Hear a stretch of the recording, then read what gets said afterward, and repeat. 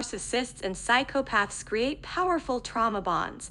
6 Common Manipulative Tactics, written by Shahid Arabi, M.A., published researcher specializing in narcissism and best-selling author. Trauma bonding is a powerful, inextricable bond that develops between an abuser and victim due to the presence of danger, betrayal, and a power imbalance.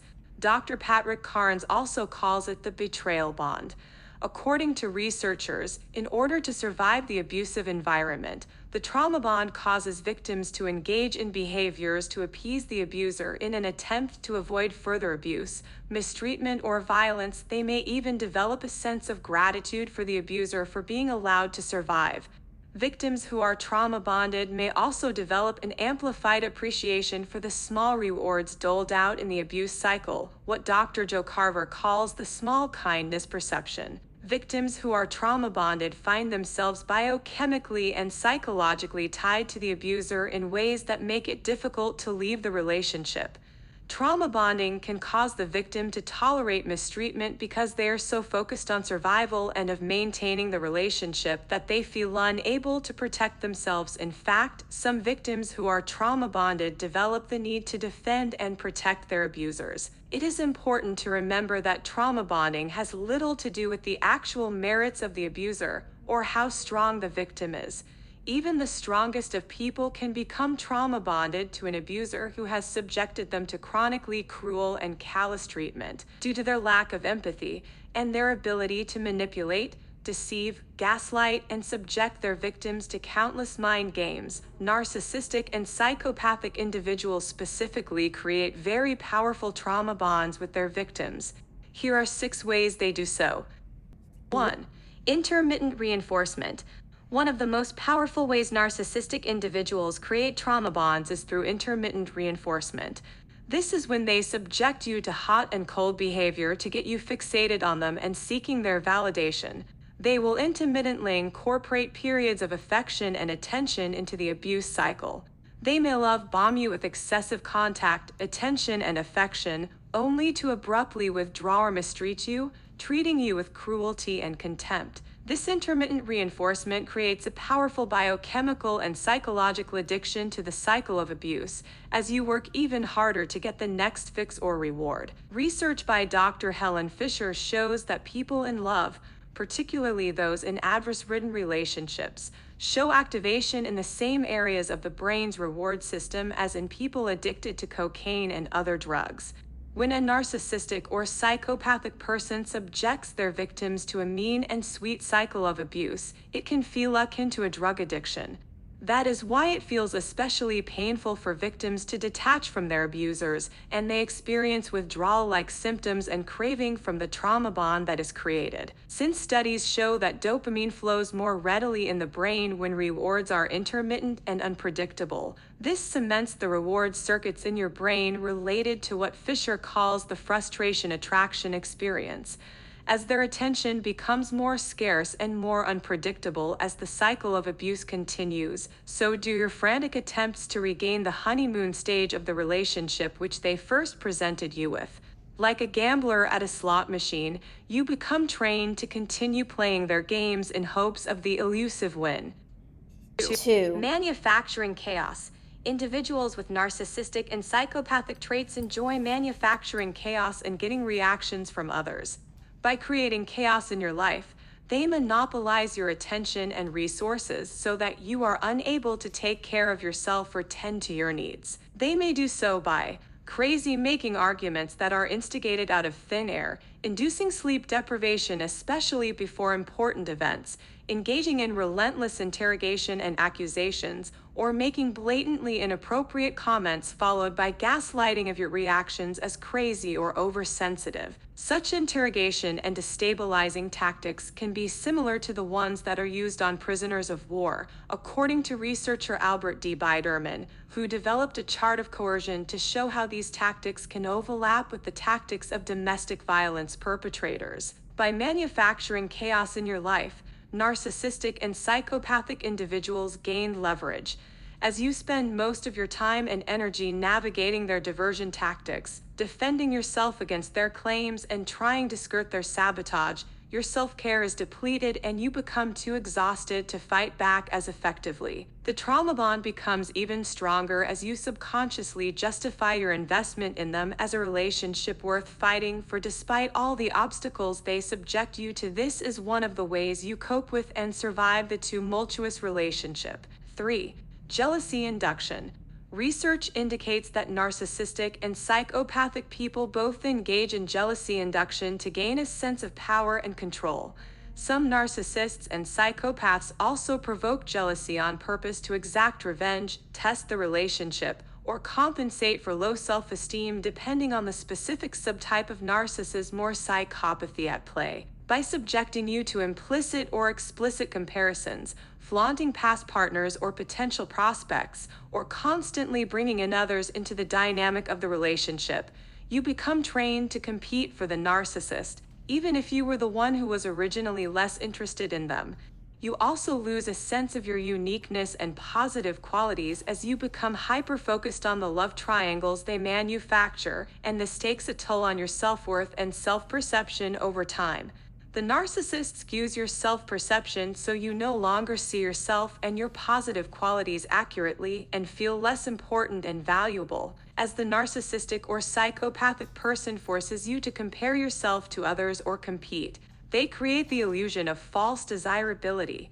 Your ability to identify their red flags and mistreatment of you becomes diminished as you become conditioned to see the narcissist or psychopath as the valuable one, someone you have to win over regardless of their heinous transgressions, even if you have more options than they do and surpass them in many aspects.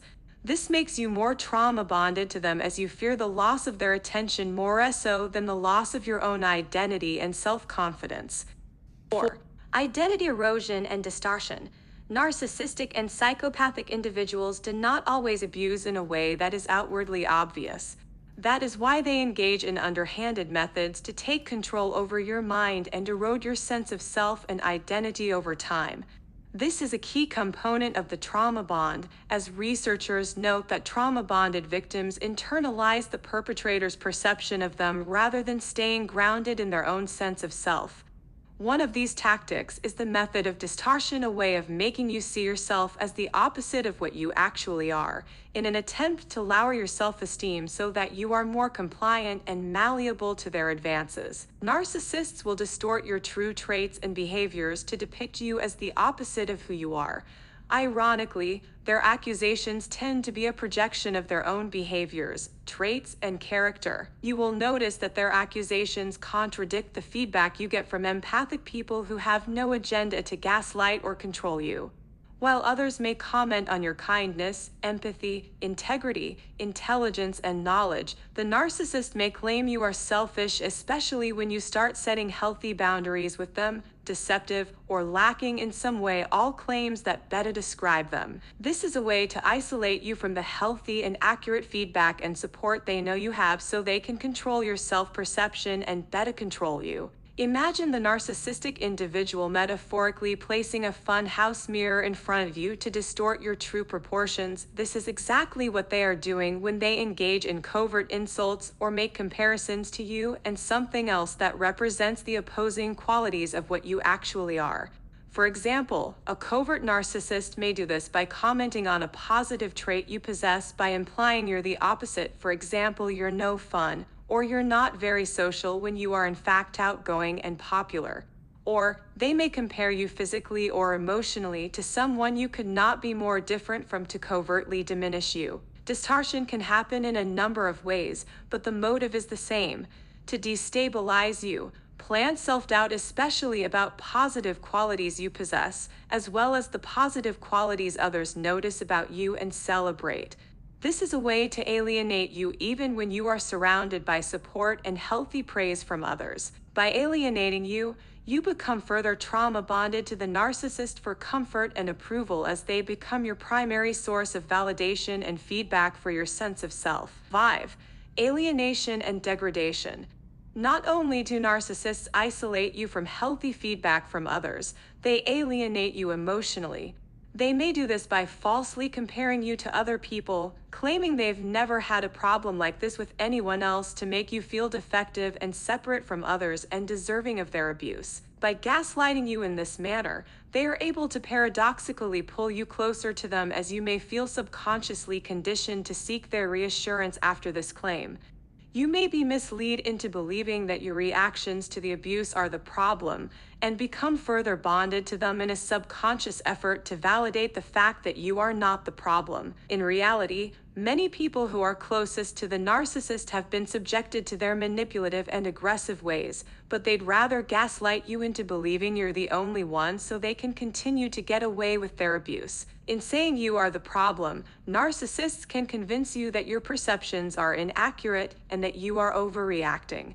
However, if you ever talk to any of their other victims, you'll soon find out they follow very similar patterns, indicating their lack of empathy, callousness, cruelty, and degradation of others. 6. Destructive conditioning. Narcissistic and psychopathic individuals punish you for experiencing joy outside of them. That is why they attempt to pair your joyful moments with insertions of terror, abuse, criticism, and minimizing remarks. They want to destructively condition you to associate the experience of gaining fulfillment and pleasure from sources outside of them with experiencing fear, distress, and their rage. This is also due to their pathological envy and the sadistic pleasure they derive from attempting to deflate your excitement. That is why narcissistic and psychopathic individuals are notorious for ruining holidays, special celebrations, and birthdays. Remember, toxic people always feel a compulsive need to destroy beautiful moments to better isolate you, control you, get you to associate joy with their punishment, and make you dependent on only them for fulfillment. That is why it is so important to detach from toxic individuals early on, so you have a pathway back to peace. You deserve to hold on to your joy.